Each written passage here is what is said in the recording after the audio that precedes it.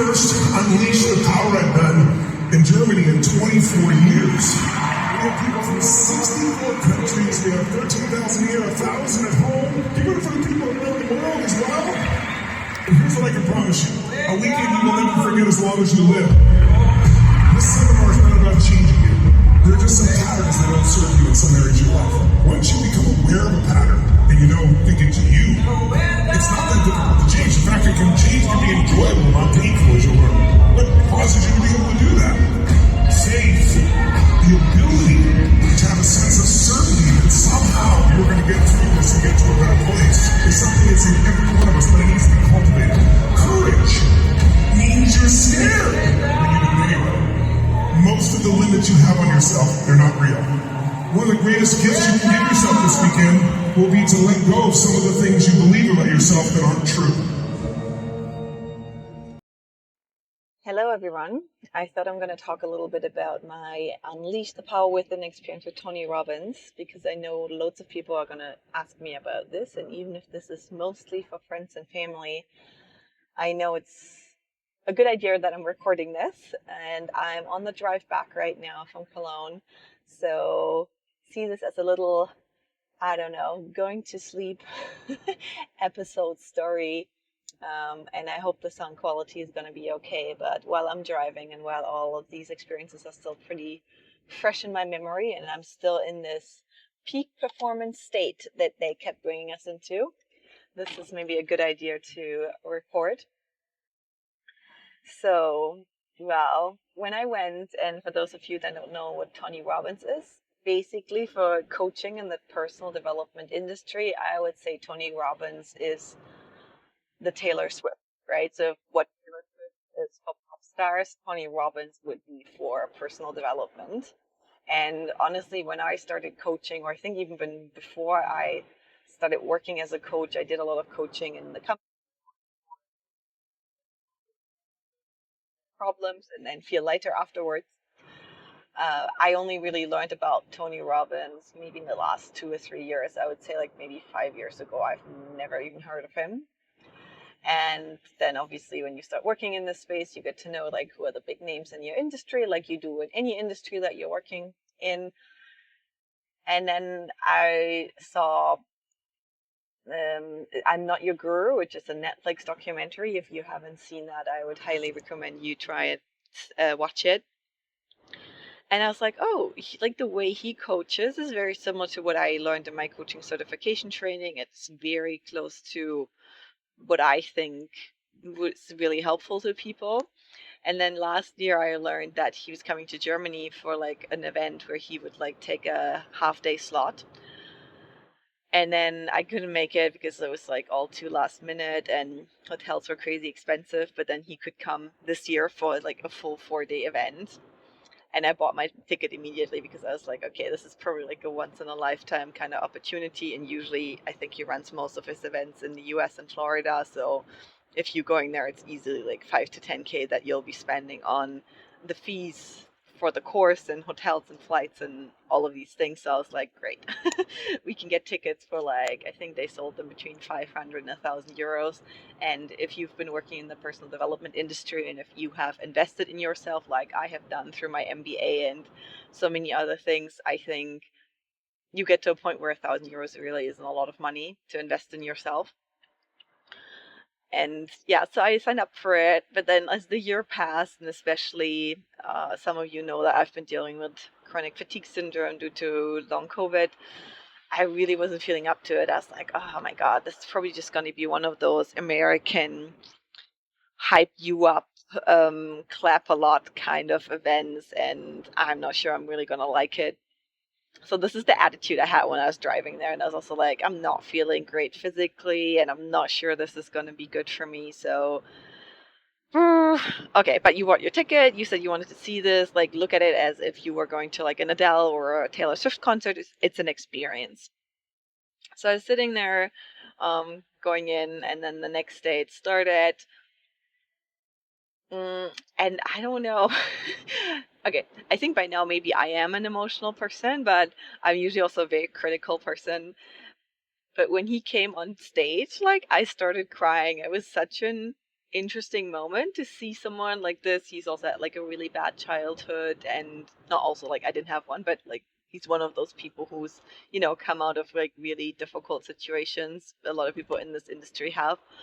Um, and he just came on stage and you could feel his love for these people, for all the people that were in this arena. Like we were 14,000 people.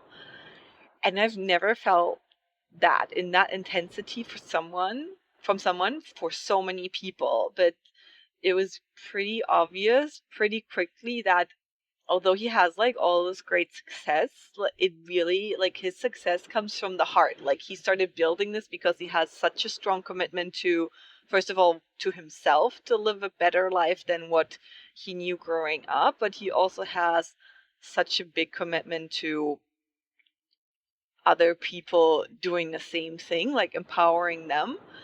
And I think you could just really feel that appreciation and respect that he had for people. So he was not at all someone who was like from above or like arrogant or anything like this, despite everything he had achieved. And honestly, I didn't do my research very well, but it seems like he has, I don't know how many companies, over 100. They make more than 9 billion in revenue a year. He has a foundation that like his biggest thing is that he wants to feed people that don't have anything to eat. And I think he fed like about 1 billion people by now, and his new goal is 100 billion. So this guy has like is thinking in numbers that I can't even relate to.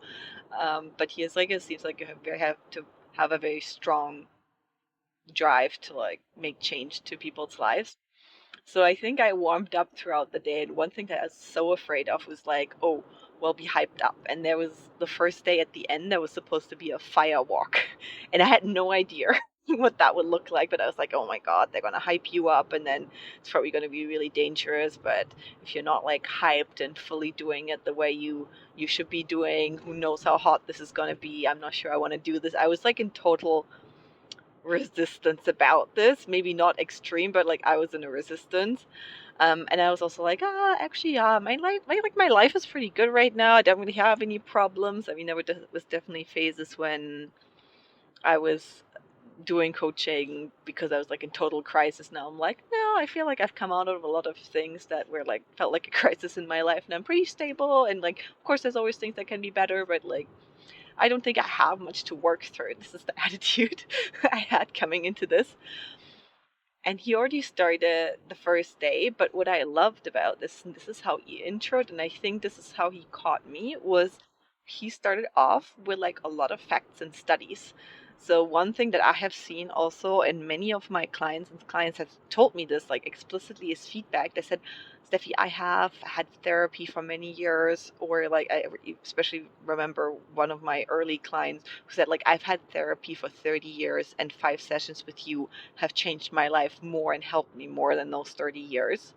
And this is what he led with in the event. He said, well, Stanford approached me and I said, like, what are you doing different? Because I think they had like either interviewed or kind of studied some of the people that had been through his programs, and he's been doing this for over 40 years.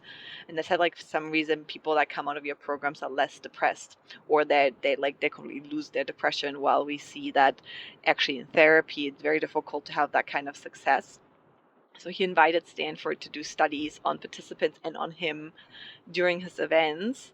And what it was, I don't remember the exact numbers, I'm going to look it up, but especially coming out of his events, what they did with the Stanford like research team, they sent people on his courses or his events that were suicidal and that were in really deep depression. So really like actually psychiatric cases, and 100% came out of this event that I've just been to, those 4 days, and they were depression free. The suicidal thoughts and tendencies were gone. And then they did another kind of study, follow-up study with them a year after. And I don't know if it was also 100%, but it was like definitely, I think, higher than 70%, was that they were still fully like in recovery and hadn't fallen back into depression or any other patterns. And what they see a lot in therapy is that people get medication, but then really that just numbs them and they don't really come out of their patterns. They don't come into taking full responsibility for their lives. They don't understand how they can pull themselves out of this, and this is why so many people fall back into these patterns after therapy.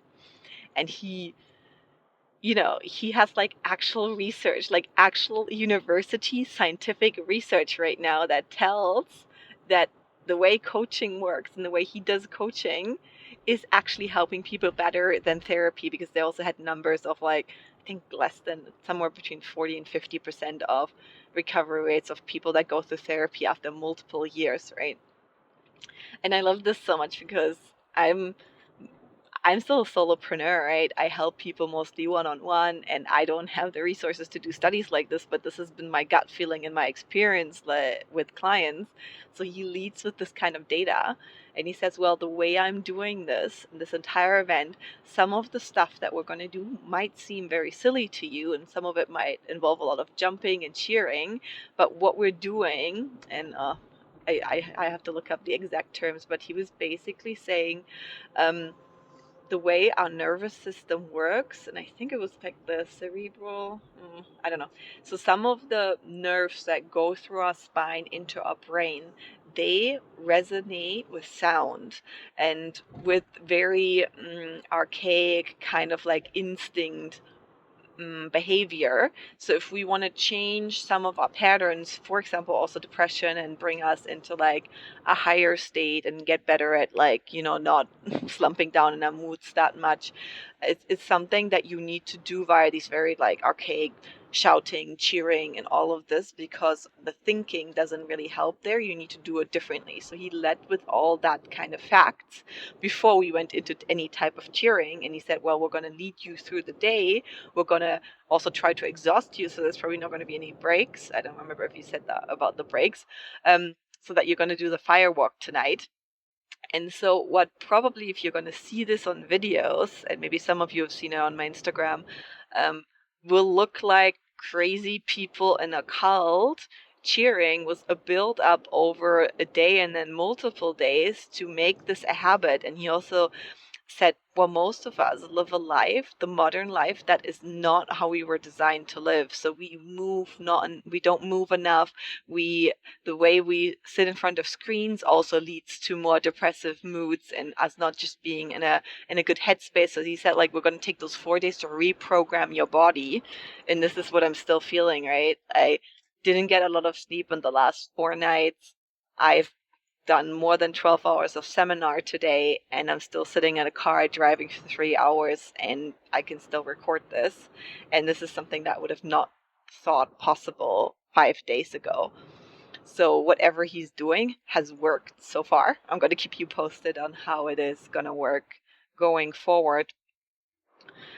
But yeah, this is kind of like how the first day went, and the firewalk was something that they prepared us throughout the day to get hyped up for, but he also explained a lot, and this is what I really love. This is something I tell my clients as well. I'm like, we can shift limiting beliefs in our mind, and it's really important to understand the logic. It's also important sometimes to look back at the past and understand, okay, why did this pattern or this belief come about, and how was it serving you, so that we can let it go and transform it. But really, the only time that you're going to start acting differently in your life, and that could be if you want better relationships, that can be if you want a better career, if you want to get promoted, if you want more money, if you want to be healthier, only comes through action. And action is only going to happen when you feel a certain way, or if you know how to change your state of feeling.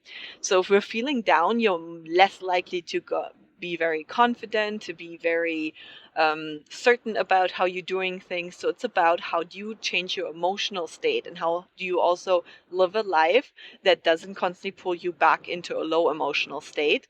It's obviously normal that we go through painful phases. We can't control everything that's happening around us, but we can control how long do we stay in suffering, how do we deal with certain situations. And often the pain is just 2% or 5% of what's happened, and the rest is suffering that we recreate through our thinking and through our evaluation of a situation and the meaning we give a situation. And that's exactly what I do in my coachings as well, and this is what he brought across. But he really put the emotional state in the middle of this and said, well, we need to change it rationally, but we also need to change it emotionally. And this is why some of this stuff that we're going to do in the next 4 days will feel silly, will feel archaic, like really, like, back to the roots, like we're stone um, people, like Stone Age people living in caves or something. But this is what we need to do to really shift your state and transform some really deep rooted patterns and beliefs that you have. And I really like that, because I think in a lot of therapy and also a lot of the coaching that even I was trained in, this is not an aspect that gets a lot of attention. It's always, oh no, you need to just think it through, and you need to, like, if you change your thoughts, then everything else is going to change in your life. But then what that leads to, I think, and this is what I see increasingly in my clients, but also in the world, the way it's changed in the last 5 years, anxiety is so high because we've all learned to rely on our thinking so much that we now believe everything we're thinking, and we're thinking ourselves into, very anxious states because we're constantly like following our thoughts. And if our thoughts don't find a solution, we basically don't know a way out. And he said, well, we're not going to spend too much time just thinking about things. We're going to spend the time to change your emotional state, and your emotional state is going to be changed through your body. So this is why we did, like, every couple of minutes they made us get up, here's a song, hyped us up, we had to dance. And the funny thing is, although I was not motivated at all when I came in there in the morning, like, it caught me, and not in an acted, forced way at all, which was my worry, but it was just really working for me, because also I love dancing. Anybody that knows me, I love dancing. And that was like a stadium full of 14,000 people that would dance with you every 10 minutes. And that was amazing. I loved it. But it really also changed your state. And I think we all know that. A lot of us just know how to do this with alcohol, because that's when we start dancing and then we start having fun, and then we have that state change. But I was surprised how quickly this could work. And this is what he talked to us about. He said it is going to work so quickly for you to state change. And this is what he also was practicing with us. So what you're probably curious about is, how did the fire walk go? And it's already feeling like such a long time away. But he said, what we need to do for you to not feel the pain over walking over coal, hot coal, and he said it would be 4,000 degrees Fahrenheit. So I'm not quite sure what that is in Celsius. Less than half, I think, but still. He said to not feel the pain, we need to get you in a state where you don't even have any question about this hurting you. So if you're going to be in a down state, and you're going to be very focused, like, oh my God, this is going to be really hot, and how is this going to affect me? Is this going to hurt me? Then it's going to hurt you. And if you're in a different state, if you're in a state of trusting, of certainty, in a state where you even imagine or think like you're walking on through cold water or something like this, then it's going to be something that won't affect you. And I was really skeptical. I was like, oh my God. But he really helped us like build up that trust over the day, constantly getting us into this high state. And the preparation for the fire walk took a full 3 hours of meditation, getting us into different states. It's super hard to explain, but he did like a heart meditation, connecting to heart energy, which is also something, by the way, I talk a lot in my female empowerment coaching, because I keep saying, well, the strongest thing that we have as women is our intuition and leading with our hearts. And this is what he's also doing so much. Like, and this is what we did, and we prepared for this. They took really good care of us in terms of, okay, this is how it's going to work. This is how it's look. This is how you have to walk. This is what you have to say. And then they explained the entire setup to us. And then we had to, and this is something I would not have believed this, but it really worked. They said the entire way down to, we had to leave the stadium for it, because obviously that was an outside experience to walk over the coals. We should be walking down, clapping and saying yes. So they trained us to say yes the entire day. And then we went out and we had to wait for about like 45, 50 minutes. And I probably haven't spoken about this a lot, maybe just mostly to my clients, but I have suffered a lot in the last few years from anxiety and panic attacks. And I think really only last year is when it really, really went away. And I found a really good way of it not popping up again, but you never know. I was like, ooh, let's see. After all this preparation, like for me, it got me more nervous that we did so much preparation because I was like, ooh, maybe it's going to be like even worse than what I thought. And I did the clapping the entire time. It's first of all funny that at 11 p.m. at night, and you've already had a seminar since like 7, what was it, 10 a.m. in the morning, that you can still do this at night, that you're awake enough and that you have the strength to keep clapping. But I also realized it's kind of overriding any type of worry that you have, because I stopped in the middle. I was like, let's rest for a bit. And immediately I could feel my state change. And I know probably if you're listening to this, maybe you're thinking like this sounds a bit forced and stuff. But I think what I can now say after 4 days is that the state that he probably forced us into a little bit, initially, even it didn't feel like this, because if you have so many people around you, it's, the magic of crowds, if you've been to a concert before, is something that after 4 days has already become a habit. So it's a lot easier by yourself. Like I did it just on the walk home by myself yesterday, thinking state change, and it worked. But this is something that we did the entire way down. It was like a really cool atmosphere. And then walking over these colds, I didn't even realize it was happening. Like it was really good support. And then they stopped us. They had us walk over. And then at the end, like your feet get sprayed with water to make sure there's no colds left on your feet and everything. And it was over so quickly. So there was like this entire build up, and it was over so quickly. And I was like, I'm not even sure I walked over colds. Like maybe like they cooled it down and stuff. Who knows? And then we went back, got all shoes and everything, and I walked home to the hotel, and I was like, ooh, ooh. It started hurting under my feet, like it really started burning, and I was like, oh, I think you really did walk over hot coal, but it was just like really minimal pinches, and then it was gone, and like you can't see anything now, so it's not like I got myself hurt. And it was a really cool experience to do this, because you can really see, and this is what I think Tony Robbins really represents, is when you put your mind to something, you can achieve anything. And I think we've all heard this, especially if you're into personal development, and if you're listening to this, you probably have heard this before.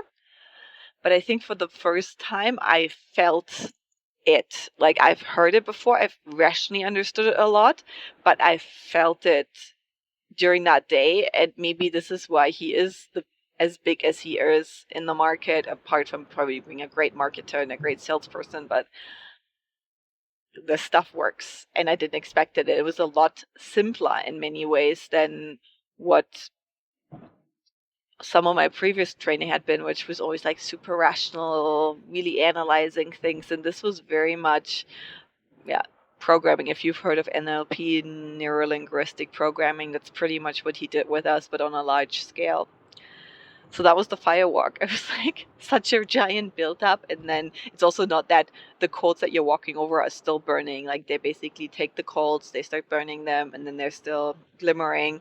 And then they break them down. So it's not the full coals that you walk over. But it's full. It's like a full carpet of hot stones basically that you have to walk over. And I didn't feel a thing when I walked over this. So this is crazy. And the next day, I was also, usually when I have long days like this, the chronic fatigue for me kicks in like a lot. And the next day, I was feeling a lot better than even the day before. So it was interesting how much you can flood your systems with certain chemicals and hormones, and do this. And I always thought, oh, this is something that you can only do for 5 to 10 minutes, 2 hours at a max, and then that's it. And I think what he seems to be a professional in is, because that's what he's done his entire life, is to be in this kind of state 12 to 14 hours at a time. And because he's always done his seminars, and for 4 days in a row, like, he's on stage for 12 hours talking to 14,000 people. And this is, yeah, was an interesting experience for me. So this is a big day. And then the next few days, like the second day, was a lot about, so how do you want to build this life? How's this life gonna look? What do you want out of your life? If you've worked with me, you've probably also had me walk you through different areas of life and how would you rate them and what you want to prove about them. This is what we did as well. We had to rank them. We had to look at, okay, what are very specific steps that we can take on this. And it was funny because I was chewing on a few things on my business that weren't going well, and just like, it helped me break through, right? It's always good to have outside support, because sometimes you can't see your own blind spots, or sometimes you need a little nudge. And that brought me like a big step forward, which was very nice. It was also another thing about like different time management and how I spend my time, especially when I'm in Germany doing my day-to-day stuff, that I want to change. But it was also good to like review these areas, and what I also underestimated, but honestly, or in the past maybe didn't know how to value, that's probably a better word, is I was always like, networking, yeah, whatever. Like, I'll just connect with people that I really like, and then that's how it works. And I still do that. But I think it's also, what I have done is always put myself in environments where there's pretty cool, pretty smart people, or people that really want to do something with their lives. And it's such invaluable networks, right? From my Cambridge time, I know people like all over the world. This summer, I spent time with really good friends in Delhi for 5 weeks. And it's like these things that you can do if you just constantly put yourself in rooms with people that have the same ambitions as you, or that want similar things out of life, or ideally also people that are a lot ahead of you and you can learn from them. And I think this is what this event was about, and that I didn't really expect. I was more like, oh, this is going to be a lot of self-reflection. But since he's such a big name in the industry, like, he's worked, I think, even with presidents and stuff, and big sports people and actors and all of this, he has a giant reservoir of pretty cool people that he can bring in. And so the second day was a lot about bringing people in that he has helped, that have used some of his approaches but have built incredible things in their lives, or have overcome things. So there was one lady that, I'm not sure in what age she did it, but she became the #1 triathlete, um, for a couple of years in a row. And then afterwards, she learned how to build a business, and now has a sanctuary for horses that otherwise would be slaughtered. And this is like, who know, all of those who know me a little bit more know that this is maybe also one of my dreams, that I want to have eventually, have my own little horse farm. And it was just inspirational to see these people, because sometimes when I'm home in the north of Germany now, I'm not constantly exposed to that necessarily. And there's not even a lot of peers who do the same job that I do, which is coaching and helping people grow. So being in a room with people for 4 days, where on the stage there's people who have achieved, I don't know, 100 to 500 times what I have achieved at this point, and seeing that some of they did relatively quickly. Of course, it took them a couple of years and it wasn't easy, but that certain things are possible was really, really nice. So apart from just looking at your own life, and I think sometimes the problem is when you think about your own visions, you always build your visions from what you think is possible, or what you have seen, or what your experience horizon is like. But seeing these people really challenged me also to think a bit about, okay, what else do I want, and what timelines do I want to do it in? And that was really helpful for me, because I think this is like a little bit of the lethargic phase that I was in when I came into the event. Was I was like, my life is pretty good. Yeah, there's like certain things I want to keep doing, but maybe, yeah, maybe I was a bit lazy to like challenge myself to think like really big. And this is something when you're listening to this, maybe you know this of yourself. I know this with some of my clients as well when they're thinking about visions, or often we tell ourselves that we don't have any bigger dreams anymore just because we don't want to confront ourselves with, you know, the imposter syndrome of like, oh, I have this big dream, but what if it's not going to work, right? So we'd rather tell ourselves that we're really happy with what we have right now, instead of challenging ourselves. And that was also another thing that he broke down, which is exactly how I work with people as well. He said people have two, like the biggest thing that keeps people from changing is fear.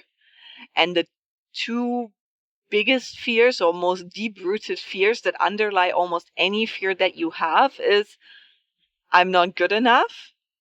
And because of that, I don't deserve to be loved. And this is exactly what I do with all my clients. Like, it's always either I'm not good enough or I'm not lovable.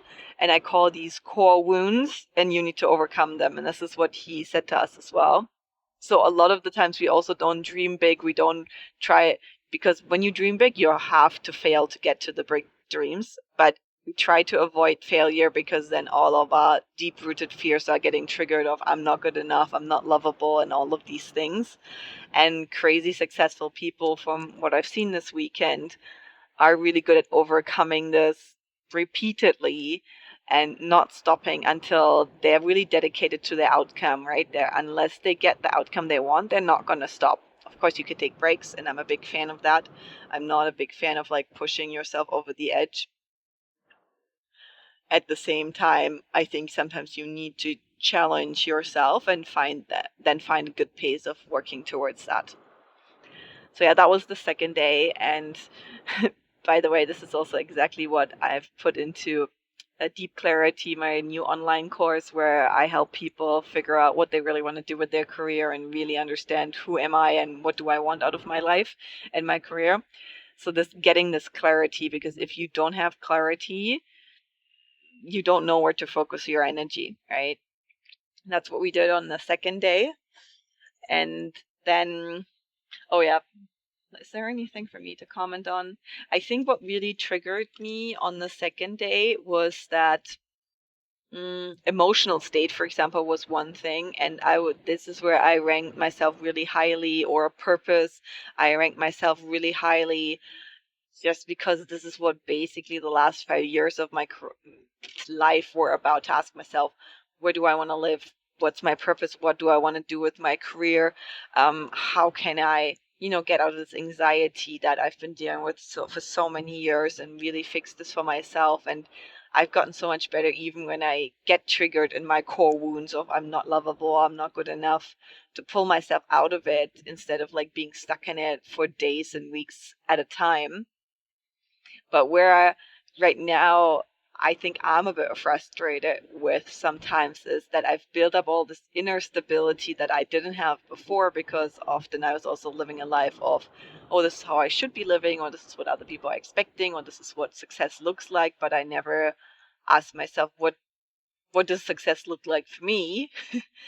Now I think I have this kind of clarity around it, but it's not there yet, right? Like I have to deal sometimes with the frustrations of, hey, certain things in life I started from scratch, like a completely new career. Like I'm the first one in my family that's an entrepreneur. So I don't really have a lot of people to ask. So I have to figure a lot of things out by myself or get support somewhere. And sometimes it's a bit slower than I would like. And sometimes it's a bit more difficult than I thought or I would wish for. And that can be frustrating. And that's also what obviously came out of this exercise, which I didn't want to face. So here is a bit of vulnerability. Another thing for me is, and I haven't really spoken about this much, and I'm not sure I'm 100% ready, but I think I'm getting closer to being ready for this, is relationships. And one of the reasons I know I'm probably ready for this is that since last year, I started to get a lot of clients that wanted my help with their relationships and with them finding a partner, and it has worked really well. And they're all in happy relationships. Is that I'm probably ready to talk about this for myself, because it seems I have worked through it, so that I can now help other people with those learnings. But yeah, for me, it's something where it's a big wish of mine to have children and to find a partner, and this person hasn't come along yet. And this is all things that, yeah, we had to face. And we took all of this information into the next day, and that was what they called the transformation day. And I already know when I'm going to talk about this now that it is going to sound like another weird, silly day. But what we had to identify out of all of these goals that we have set, and this is, by the way, almost one-on-one what I do with my clients as well when they come into my intensive programs, is to then look at, so why do you not have these things in your life that you want? What is holding you back? What's blocking you? And we had to identify the limiting beliefs. Like, what are the beliefs that are holding us away from this? And I've identified, I mean, once you get started, there's multiple. I think we all know this. But once I got started, there was a few that I've identified. I'm going to share them with you now.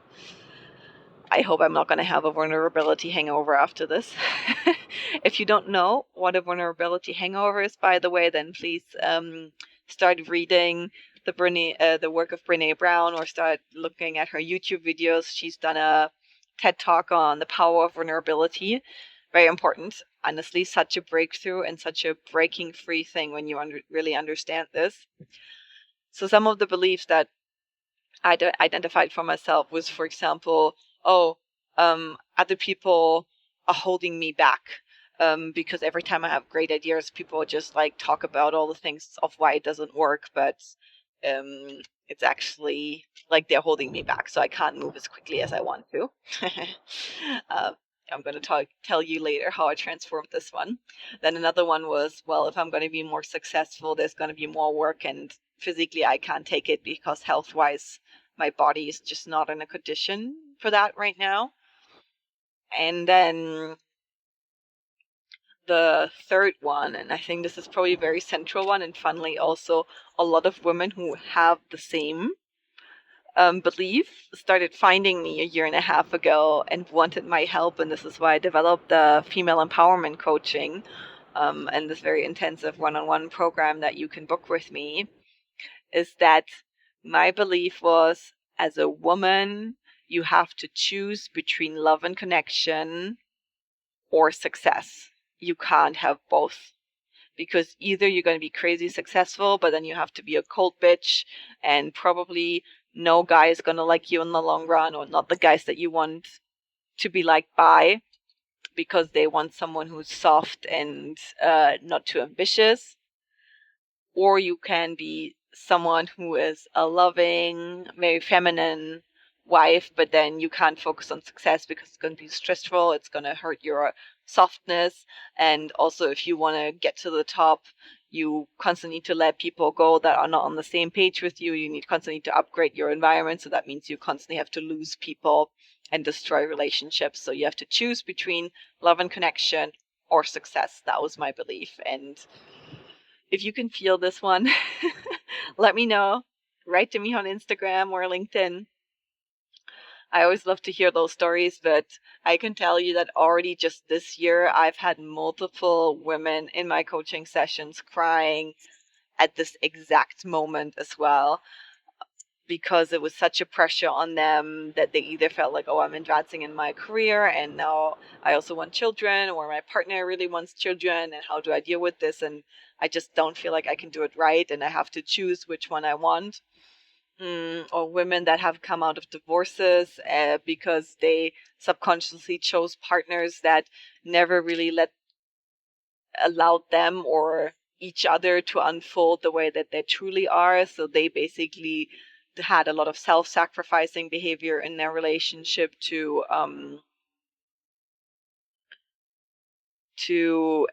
help, I don't know, to try and make a family work, but they lost themselves in the process. So this is a very big belief, and honestly, maybe I should be sharing this. I was a bit surprised that this also still came up so strongly for me.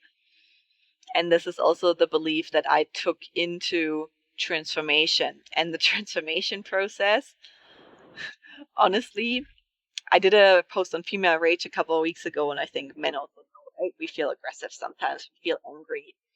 This process was a process where 14,000 people in this arena were guided into, first of all, going full on into this belief as if it was true, like finding all the proof for it and finding reasons of why it's true and getting really into the emotions. So there was like screaming, there was crying, we had to go through all the frustrations, really, really deep into it. And maybe it sounds a bit crazy, but maybe you've had these moments in your day-to-day life where you just feel like you're gonna burst, right? Because it's like so much stress, so much is on you, and you're just like very easily irritated and a little bit aggressive, but there's no outlet for this. So imagine that you can take all of your frustration, and for me it was perfect as well because I was in this phase of my cycle just before my period where anyways you're like easily irritable, right? So like perfect mood for this. I got all of it out. Like there was little things about like things I was organizing for a family function as well that had gone wrong that week, and I was just like in such a raw mode. And I'm like, yeah, as women, we can't do it right. It's really like we have to choose, and we can only have this or that, and we still live in a world where not both is possible for us. And I was like so angry. I got it all over my system, and there was at least 50% men on this event, right? So I'm pretty sure they had their own things going on as well in the other direction, and everybody has different beliefs. Yeah, so it was really good to get this out, and this was the entire process until everything was out. And this is where, again, I was so fascinated by Tony Robbins because he had a feeling for this entire arena of 14,000 people of how much more do they need to get it all out of your system. And I think also this is where my previous training has helped me because I've realized, sometimes our mind can come in the way and be like, this is silly, Steffi. Why are you doing this? Oh, it's actually not that bad. And then you take yourself out of the process. But I was like, hey, someone is just giving me the opportunity next to 14,000 people in a very safe environment where nobody's going to interrupt me. Nobody's going to tell me to shut up. Nobody's going to tell me like I shouldn't be angry about this. I can get it all out. So I better use this opportunity. And this is something that I've learned since I started into entrepreneurship. I've actually become a lot more grateful for things, and for people holding space for me than before. I used to be a lot more skeptical and a lot more critical, but I was like, this is awesome. Like, when is this ever going to happen to you again that you can scream your heart out about everything that frustrates you in front of, like, with 14,000 people?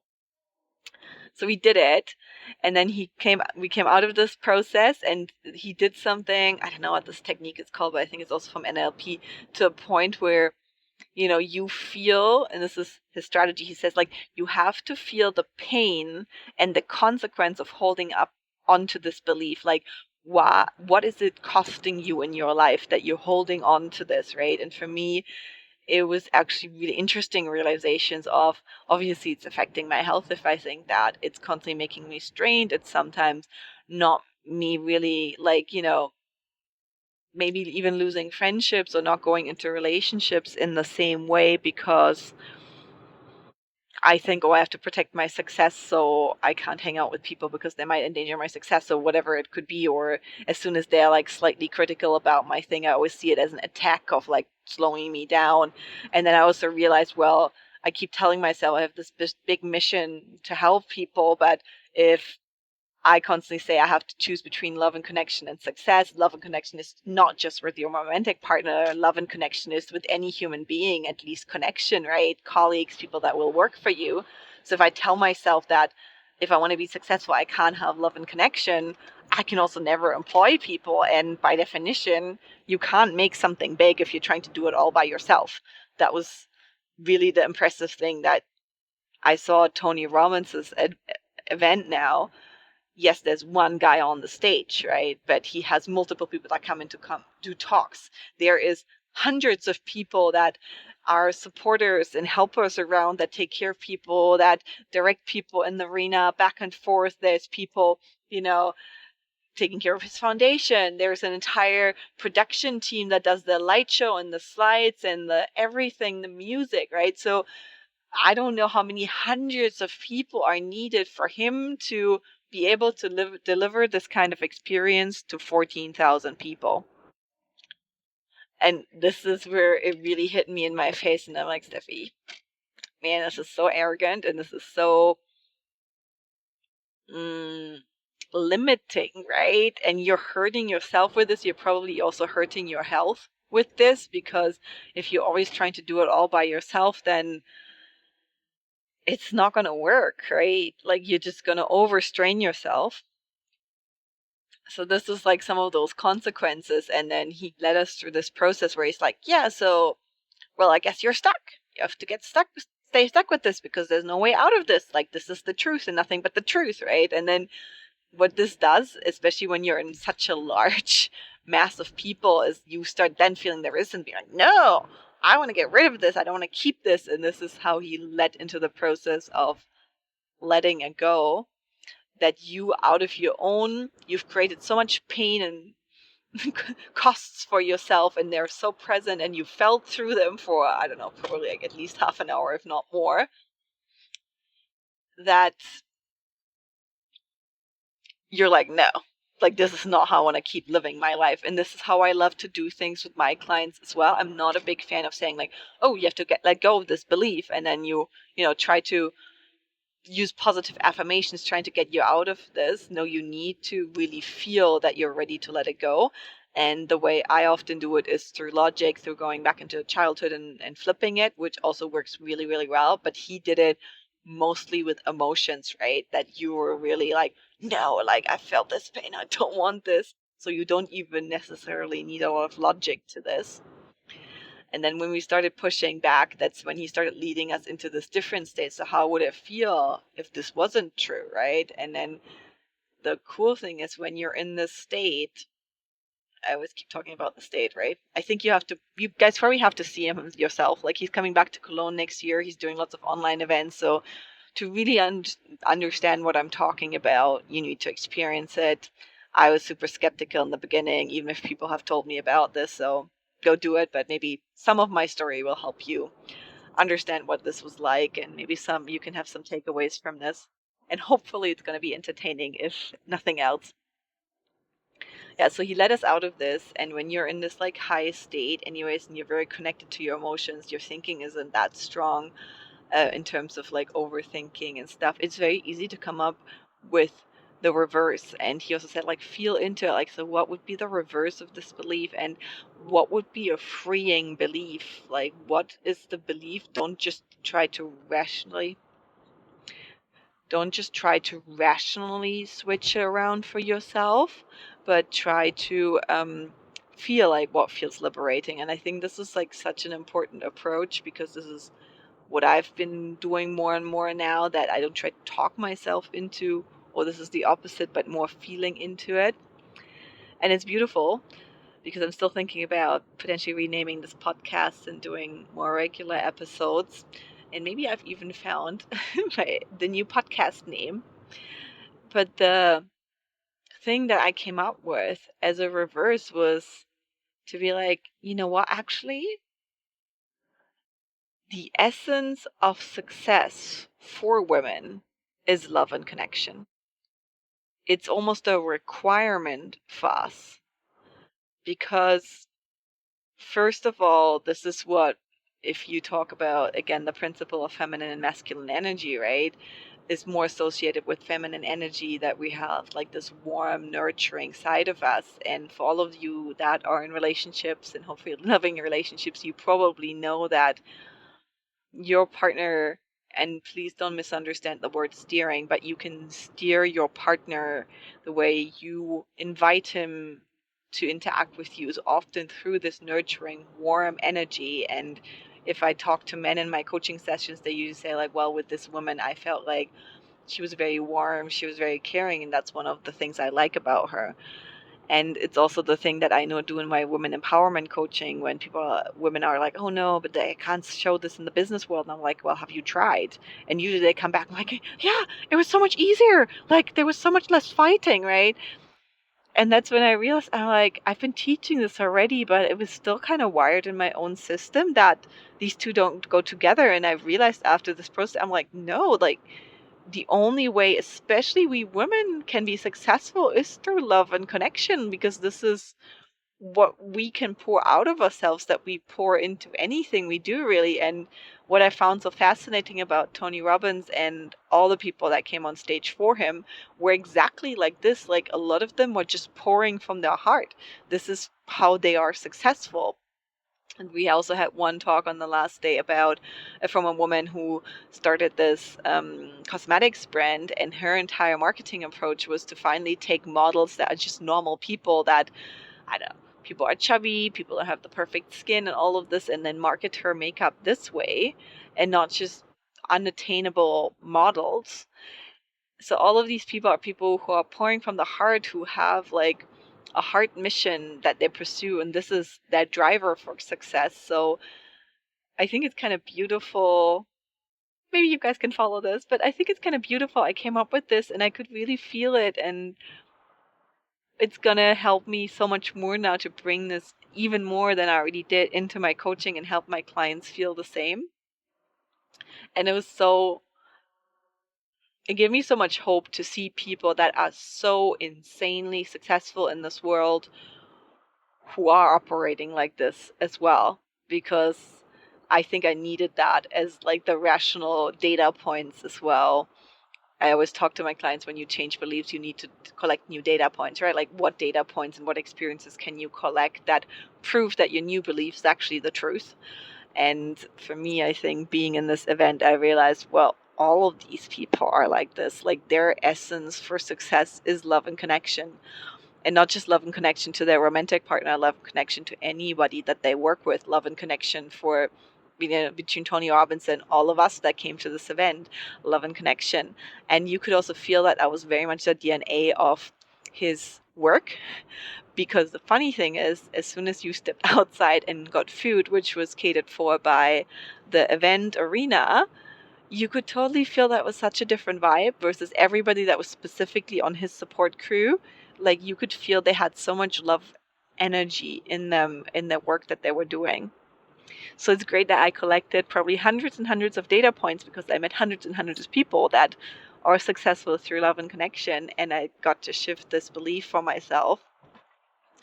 And then another thing that then we went through, like, the other beliefs that we shifted, and I can't be healthy and successful kind of belief I shifted, because I realized, honestly, I've been, in terms of all the shifts that I've done, like, I'm doing something now that, rationally speaking, is probably more risky than what I did before, right? Before, I had like a fixed employment contract. I was doing well in my career with my MBA degree and following this classical career. And now I'm an entrepreneur. I'm doing something that nobody that I know has done before. So technically, I'm doing something, I don't know if you would want to call it more successful, but to me, in my definition of success, it is more successful because I do something that I love, and I've mastered something that for me holds a lot more uncertainty than other things that I've done before in my career. And I'm healthier. Like, I'm so much healthier than I was 5 years ago. I am in many ways healthier than I was when I was like 21 or 22. So I have already proven to myself that that belief is absolute bullshit. So I just switched it and realized, okay, you know what? The more successful I am, the healthier I will become. And this is also something that I saw on stage with these people. Like, one of the speakers we had, he, like, I didn't even realize what his age was when he came on stage. I was like, yeah, 40s, 50s, maybe. He was like in his 70s, and he looked like 45, I don't know, maybe 50 or something. And he told us later, that was the last day, all about how do you get your body into like this kind of vitality. But he said his biological age when they measured it was 38. That this is how well he's taking care of himself. So again, I was able to collect a lot of really good data points for my new beliefs of, the more successful I am, the healthier I will be. So that was that one. And the other thing that I've realized, and maybe some of you won't like this or will think like this sounds a bit cold or something, but this entire belief of like, oh, other people are holding me back, I've realized like this is bullshit. Mm, and maybe this still needs a bit more work. But I think what I've came up with is that because it's become so normal for me that people share their problems with me, and I've also come out of a phase where, I used to be a bit of a people pleaser and always wanted to help everyone. I think I also kind of invited the habit of people always sharing their problems with me, even if I didn't specifically ask for it, or not consciously ask for it. And I've realized that it's actually such a privilege that I seem to have a way about me. Maybe this sounds arrogant, but this is the feedback I get even when I get on like cold calls with people I've never spoken to. A lot of them say, "Well, it's very easy to trust you and open up to you because you're making me feel really safe." And this is something that I honor, and I don't want that to change. And at the same time, I get to choose how much of my time I give to that, because obviously I need time to take care of myself as well. And I think I shared it with one of my clients a couple of months ago, and she's like, "Oh, thanks for sharing that." Because I said to her, like, I can't always offer you appointments because there's just specific days where I can't serve you because I need to serve myself to make sure I keep showing up for you this way. So I realized that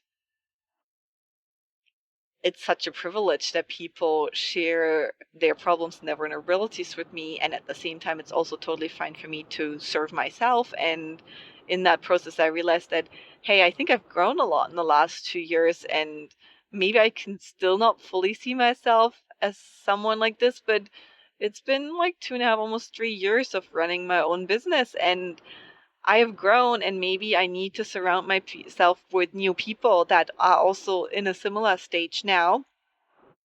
And this is what they talk about. Sometimes you have to up level your environment. And I've realized, yeah, okay, maybe I just felt a little bit alone with certain things now. And then I get hung up on all the things around me that maybe don't work, or I don't know. Recent example, I talked to my doctor and they don't give me the right information. I need to follow up like 5 times until I get the right plan and stuff. And like this stuff really gets me worked up. And I was like, being at this Tony Robbins event, I met so many people that are like way, way ahead of me. And I was like, well, I just need to find a new peer group, I think, to have this peer level, because I think we all need people that we support, people that support us, and then people who are just kind of in different topics on the same level as we are.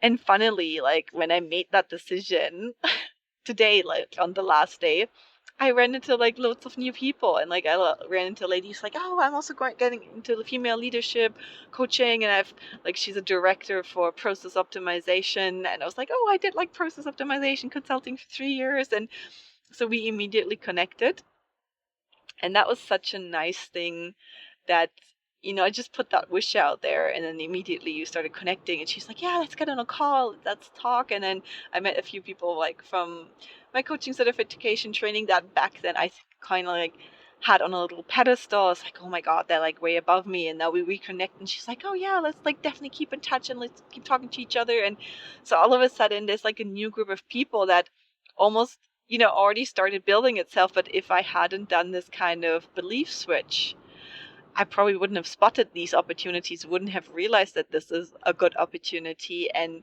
also, I wouldn't have seen that maybe some people that 2 or 3 years ago, I thought, oh, I can only learn from them, but I can't learn anything from me, are now in a state where they're like, oh, I would love to learn from you, or let's be peers, right? So sometimes we don't see how big we've become, how much progress we've made, because we are so focused on the gap, right, of what isn't there yet, or the meaning that we give that gap, or the meaning of how we look into the past, and we don't realize all the great opportunities that are already there in the present moment.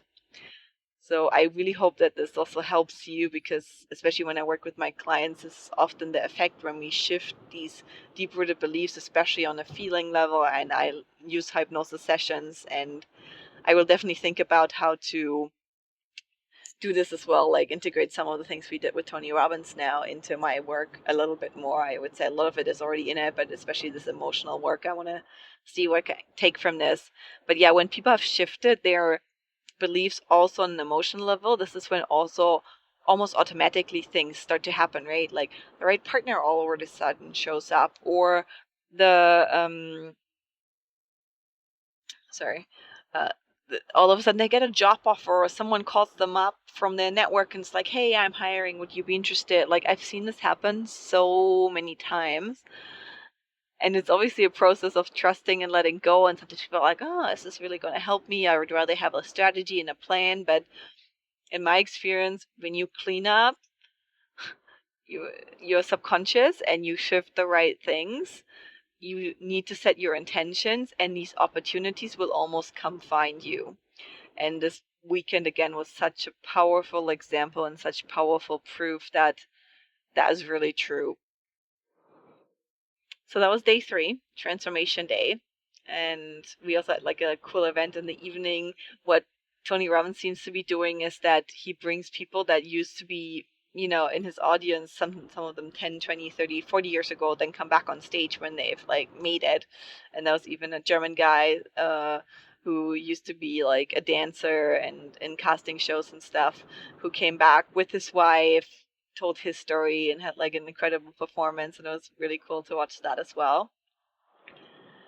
Well, and then the last day, so today, we talked about the body and how you need to take care of your body to even be able, because it's great to get into this peak state that we've been in for 4 days, but if you're not going to take care of your body in the right way, then you're going to burn out eventually because you don't have enough resources. I think when Stanford did the study on Tony Robbins, they realized on these seminar days or event days, he burns 11,000 calories. So I don't know how many marathons that was, 2 marathons or something. Crazy, right? So I'm also sure that the last 4 days I um, burned a lot more calories than on my usual office day. But I've realized it's a good decision that I moved back home and I spend time with my horse most days of the week, because I already probably burn a lot more calories than the average person that works in an office 8 to 10 hours a day. So yeah, the last day was all about the body.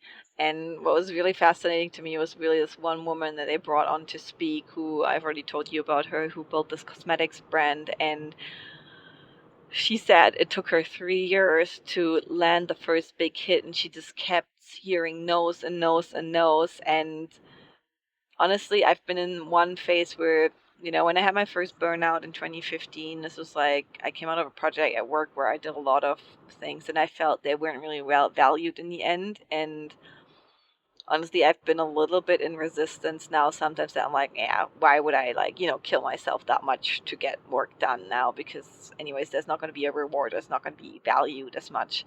And I think she really shifted that for me today, because she said, well, it took me 3 years and I had heard so many no's, but I just knew in my gut that this is what I wanted to do and this is what I want to bring to market. And she kept going together with her husband.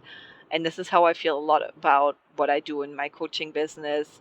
Some of you might think, oh, this feminine energy thing is really weird, and what is she even talking about? Or some of the things that I'm sharing. But these are things for the first time in my life where I feel in my gut that this is what is going to help people, that the world needs to hear.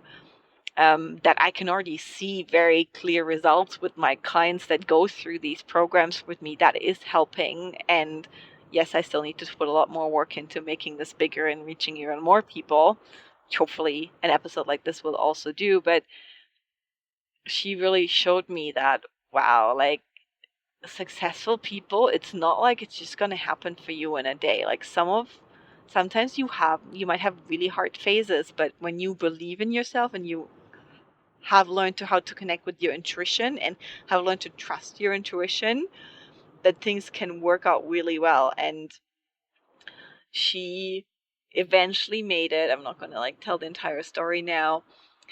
Got crazy successful, had someone who didn't want to invest in her business right in the beginning, um, even call her up because she had a huge exit deal and sold her brand to L'Oreal. And also that only went by because they made an offer first.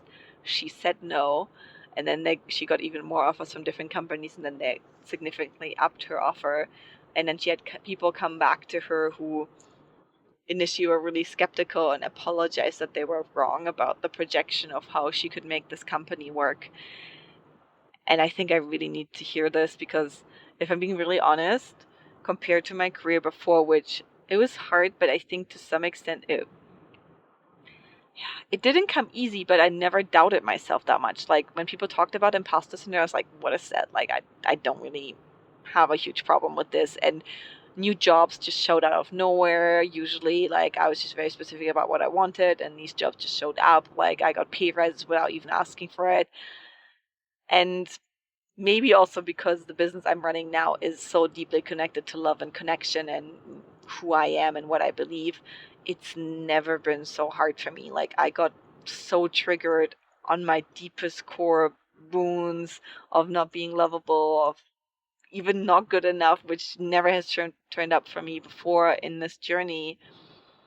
And sometimes I've doubted this path because I was like, well, maybe I should just go back to my old career. It was so much easier. Like, things just came to me a lot easier. And why am I even doing this? But the reason why I keep doing this is, first of all, because I have incredible customers, incredible clients, and with incredible results, and they keep giving me such great feedback. But also because I know in my gut that this is what I'm meant to do. I know in my gut that I can contribute in ways that make a real positive impact in people's life, and I know that the way I'm doing it is a very unique way, and I'm not by all means saying that nobody even does remotely what I'm doing, but I think the way I'm putting this together is a very unique way because there's very little people that understand spirituality but have been exposed to multiple countries in the business world like I have, and are able to not turn this into an esoterical thing but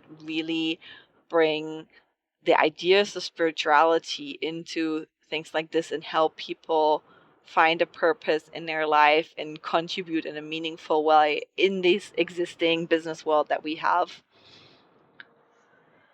Yeah, so this story just really helped me take some of my doubt away. And this is one of the things she was leading with in her talk as well. She said self doubt is probably the one thing that destroys more dreams than anything else does. And I think she's so right. And I see it in my clients all the time, and I see it in myself. And you guys can hold me to this if I forget, but I think today really showed me that sometimes it's normal to struggle, and it doesn't mean that you're on the wrong path. It probably more speaks to your courage, because you can always stay stuck in helping somebody else succeed. I'm not saying everybody needs to start their own business, but if you try to work for a purpose that doesn't align with your purpose, it's most likely not going to be as fulfilling to you. You're not going to be able to, in the long run, get yourself into what Tony Robbins calls a beautiful state, what others call a state of abundance, because it's just not going to align with who you are and what your values are and how you want to contribute in this life.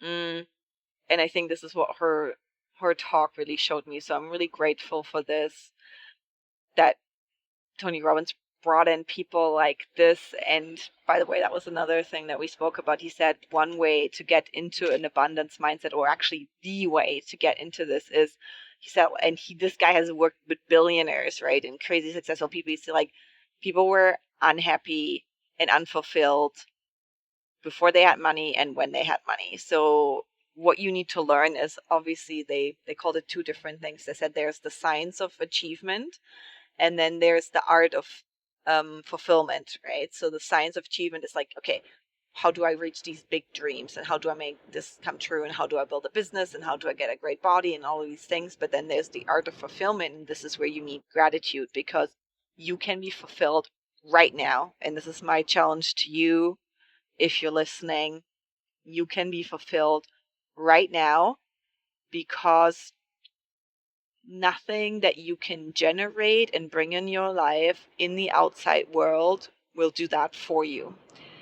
So I think it was for me, that's why I said gratitude just reminded me I'm grateful for this talk from this lady, because it reminded me that sometimes the hardest things can also feel the most right in your life. And it's okay, because it's just part of the process that some things are this way, um, that they feel right, but you might struggle at times. So that was that. And then the last part was about body. This is what I promised before we're going to wrap this up. Because, yeah, how do you keep getting yourself into the state, right? And it's not always easy to build successful things in your life. So, how you're going to do it, and how do you keep yourself up? And I think for me, that was mind blowing, because I've struggled so much with my physical health over the last 2 years actually, since I had COVID, that I think I lost trust in my body a little bit. And I was like, okay, I have to like build my business in a way where it needs to be more independent from my own time. And what if I get sick? And this has also been one of those frustrations. I have multiple times when it was going really well in my business, and then I got sick, and then I couldn't take on as many clients, and then it would break down, and I didn't have energy for sales. And then, the revenue dropped again. And it was really frustrating and really hard to stay in a grateful state during some of these times. And so they showed us a few things, and I had already felt the effect on my body now for those 3 days, that I was like, I didn't expect that my body would be even able to take this event for so many days. I mean, if you've ever suffered from chronic fatigue, I've worked with a client who I know has. It's sometimes scary, because from one moment to the other, it's like someone pulls the plug on you, right? So you almost faint, or you start shaking. You get really, like, all of a sudden you can't be around people. You get extremely irritated, because literally your nervous system's over stimulated, and it has nothing to do with any actual outside event, but just your body doesn't have enough energy and capacity left. And I was really worried about this event. There's like so many people, and if this happens to on a regular basis, some days I wake up and I feel like I've just had 3 bottles of wine the previous day. Like, that's how hungover I feel, and I have not been drinking alcohol in months. And yeah, so this stuff was not fun, but I already felt that this was shifting, and I was like, wow, this is incredible. So the last day was really about where they told us a lot about habits. They had a guy come in who was also like a physiotherapist, showing us different things about the body. And I really resonated with me, because I have a personal trainer from Frankfurt. He's like the most amazing guy ever. Like, he really helped me with my knee surgery almost like 10 years back to come back. I competed in gymnastics in Cambridge. I would have never been able to do that if it wasn't for him. And this guy who was on stage today was very similar. The ways he showed us how to take stress out of the body. There's so much knowledge around this, where just with very simple exercises, you can take so much stress out of your body. It's incredible. If you're interested, you can always text me on Instagram or LinkedIn, and I'll send you some of the links. They had free resources, and we went through foods, but in very different ways. Like, initially I was like, I've heard all of this stuff before, but it was very different. And they gave us this 10-step plan. If you're interested in it, I can share that, of what to do every day, which is very easy to do, actually. Let me think. What were different things? But yeah, one was like, eat very like water-rich foods. We've all heard like, okay, eat greens and stuff, but he was explaining why we need water-rich foods, and how our cells can absorb that better. We were talking about different types of movement. He even said the type of workout you need to do is not as crazy as a lot of people think.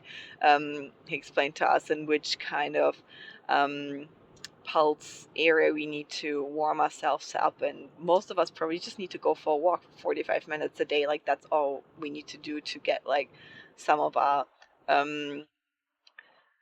vitality back. So there's like 10 points. I can share them with you. And it was really, really cool to see that. We talked about nutrition, we talked about toxins in the body, and I've already changed. This is, I think, where bodies are beautiful, and I don't know if you can relate to this, or if you've been working against your body a lot, but my body very early, already in my teenage years, started acting up. I had a phase where I could barely eat any foods because I would just bloat and like have really bad body, like stomach cramps and stuff. So I very early already started to rely on alternative medicine because school medicine mostly told me, oh, we can't do anything about it. And I was like, well, I'm too young to not do anything about this. I'm not going to live for the rest of my life with some of the stuff that I've had. And their philosophy was very, very similar. And funnily, my body has already shown me what it liked, right? So in my 20s, I developed a lactose intolerance. Then a few years later, I developed a histamine intolerance. And this is what he explained to us exactly in all of the processed foods. What are the things that are poison to your body? And it's so incredible that my body already 10 years ago said, like, no, we don't want this stuff anymore. So I think for me it was a good day also to reiterate, but also see that they made it so much easier than some of the things that I had tried. That some of the drinks that I had tried were way more complicated for me, and I didn't really know how to deal with this. And this was the last day of really explaining this to us. And the last part that they explained to us that day was also the poisons, right? So not just the things that we could do, but also poisons that we should. If you are interested in that, I'm happy with you. But I think it was a relief for me that they spoke about this because none of the personal development seminars that I have ever been to have done this kind of, they still call themselves like a full service organization. Anything they shared with us as well on the physical side of how we should be doing things was completely like research undermined. I think they have an entire research institute themselves. So that, like, that kind of foundation you can only do in a large organization like this, and I found it really fascinating, and I learned new things. And it wasn't just about, oh, how do you work with your mind and your emotions, but also how do you take care of your physical body, which I've really realized since I've understood this chronic fatigue syndrome in my body, that some of my anxiety spikes also in 2022 were from my body just not being healthy, and then my nervous system being overstimulated, and I thought, oh, it's only a mental problem, but it was a physical problem. I've recently finally found a doctor that is working according to, it's called integrative medicine, something that they have started teaching and developing in Harvard. And she said, well, you can treat, or a lot of physical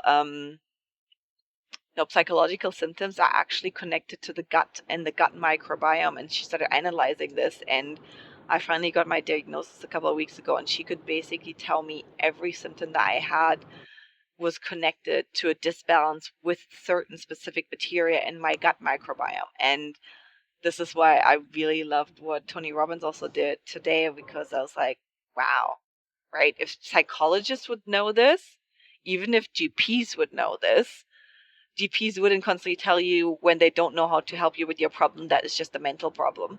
And psychologists would probably be way more successful because they could not drug their people that come to them, but they could actually reset their health or send them to someone who can do this. And then their therapy would probably work, as we've seen in Tony Robbins' research, because a lot of the time it doesn't. And yeah, that's a whole different podcast episode, but I just think there's like so much wrong with our medical system that really needs changing, because it's just helping us treat, I don't know, numb and manage diseases, but it's not teaching us how to heal, and it's certainly not teaching us how to be healthy people. And this is what we learned today. And I feel like in my journey, anyways, already probably 50% of that I've been already applying, 80% maybe I already knew. But yeah, next challenge now to take on even more of this. It was just incredible that they included that part as well. And now we're on a 10-day challenge to implement these routines that they've shared with us. So we'll see. Let me know if you want to join me on this one. I can share the information. We can hold each other accountable. But I think it could be like a really cool thing, because that was one of the things I took out of day 2, that it's something I want to look into, and anyways change my routines a little bit. So it's perfect that they gave you all of this already put together the way that you need it. Before I close this off, one thing I want to share, which was also a very central thing in the entire seminar, I think we talked about on day 2, is why people don't want to change. And I already spoke about fear.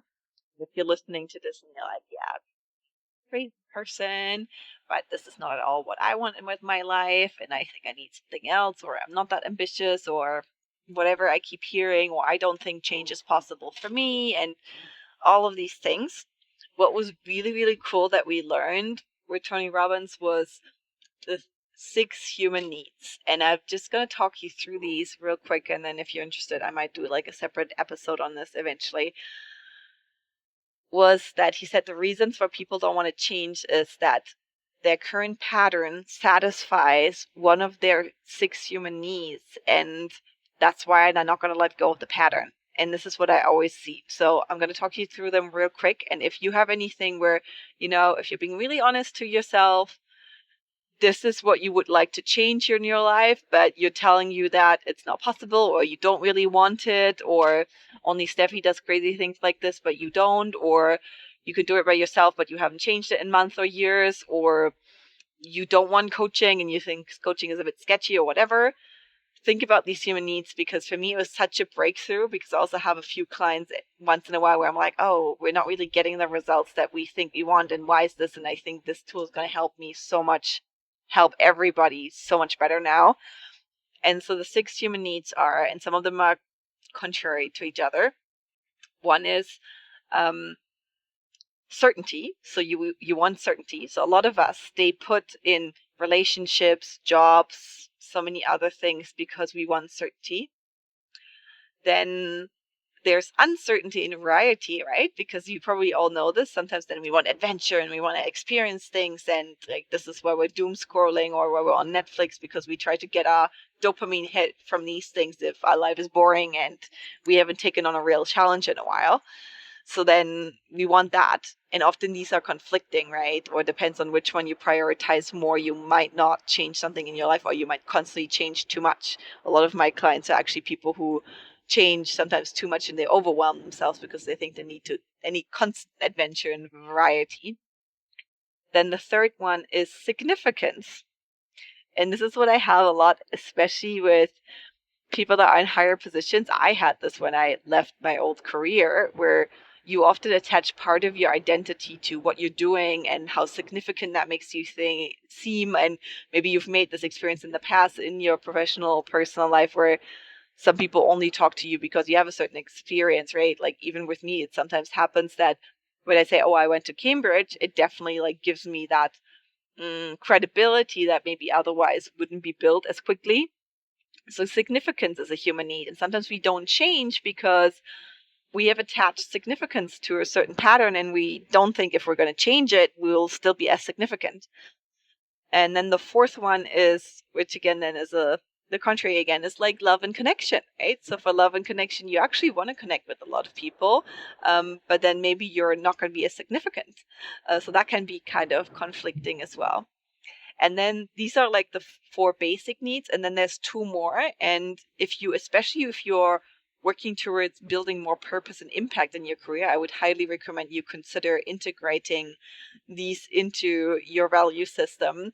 The first one is growth. So growth is something where you just love growing, right? So one of your needs is that you always need to grow. And this is one of the things that maybe sometimes to the people around me feels a bit exhausting, but overall is such a big driver for me. Also why I even started this crazy journey of entrepreneurship. And I'm one of these people that is, I've done like 8 big moves in my life. Some of them have been international moves, and then in between, like there was lots of like 4 or 5 months here and 4 or 5 months here. So I've done lots of moving and lots of changing, and sometimes it's exhausting, but I've always been dedicated to growth. For me, that's always such a central need. And this is also what I want in a partner, someone who wants to grow with me. And this is something that I want in my business. Like in jobs in the past, I often got bored. I didn't really see the vision of what's my next growth step. And now since I'm self-employed, sometimes the other extreme, I'm so overwhelmed. But honestly, like I don't think I'm going to get bored in the next 30 years. Like so many growth opportunities in what I do now, and even like some of the Tony Robbins follow-up programs. I'm like, wow, the kind of people you could meet there. Like I want to do that in 2 to 3 years. So I'm not going to get bored. Like I'm not worried now. And then the sixth need was contribution. And I don't know if you know what that means, so let me quickly explain this to you. But contribution means that you get purpose, or it's a need of you to contribute. And this is what I see. This is why so many people come to work with me on their career, and then they get stuck because they don't acknowledge this need for contribution, because they just keep looking at job advertisements, and then they feel like, oh, I am going to go back to some kind of soulless company again because I need to pay my bills, and that seems to be the only way that I could be successful, and I also need to be significant, so I need to work for a certain company. But really what I sense in so many people that find me, and I also see a collective switch towards this almost in any country now, is it's a human need to contribute, right? To contribute to like a bigger purpose, to a bigger impact, to a positive impact, whatever positive means for you. And this is also the thing that we work through to ask ourselves, okay, so what are we not changing because we've attached a human need to this? Is this really the need that we want to prioritize? And I've realized that, especially when I started my own business, all of a sudden certainty became such an important need because everything felt so uncertain for me. And the other need was more like, I don't remember which I worked on, but like definitely certainty was like a really big one for me. And I've now replaced this and said, actually, the two needs that I want to take into the next years with me are love and connection and contribution, because this is what I want to integrate in my business. And also I've realized that when I think about how do I contribute with my service to the lives of others in a positive way, that is when selling is the easiest, because then it becomes like a win-win solution, right? If I offer products that are a contribution to people, right? The new course that I've just developed, Deep Clarity, for me is a contribution to you to find more impact in your career, but it's also a contribution to the bigger picture, right? Because the way our economy works right now, we are exploiting ourselves. We're exploiting the natural resources on this planet, that we're exploiting our bodies, we're exploiting our mental state, we're exploiting ourselves. So we need more love and connection as an energy. We need more positive contribution in lots of businesses and in industries, and we need to rethink industries and the way we measure success. So for me, it's also contribution on a bigger level, because I believe when people start connecting to their true purposes and they get clarity on this, like really deep clarity of who they are and why they want the things that they want and how that is going to have a positive impact for themselves and for the world, that is the contribution that I want to make and that I can make with my knowledge and the expertise that I have. So I hope that these human needs are a really, really cool goodie for you to take away, because it was mind blowing for me, where I was like, wow, like I've never seen this model and it is awesome. This is one more thing that really impressed me. And this is my experience at Unleash the Power Within. We really felt like we had unleashed the power. I'm going to keep you posted how well I am able to keep it up, how much I'll be resting. But at the moment, I feel quite confident that I finally found a good doctor that's going to help me with my health. I currently have someone who's helping me bring this cool course, Deep Clarity, to you, because this is something I've been wanting to do for a long time, because not everybody wants to do high intensive coaching with me straight away. But if you've listened to this and you feel like, ooh, this is interesting, and how can I work with Steffi, and like all the things that she spoke about really interest me, then do reach out. We can have a chat. I always do like free discovery calls, and we can talk a little bit about what you're looking for. And then I can tell you if I can help or if I can't help. I'm usually really honest about this, and I can tell you a bit more about the way that I'm doing the one-on-one intensive coaching. And I really hope that I've contributed to this, that you've taken good things away from this, that this has served your curiosity of what the heck I am up to in my life. I hope that you will value my vulnerability and that you will be grateful for it and cherish it, because I'm not sharing this to get any hate. If you feel hate towards me, keep it to yourself. I don't want to hear it. If you want to send me messages of how this inspired you, I'm more than happy to read from you. And I hope that you can respect and honor that I have been very vulnerable to contribute to your growth and to help inspire you. And have a beautiful night. I look forward to hearing from you, and I'll speak to you very soon.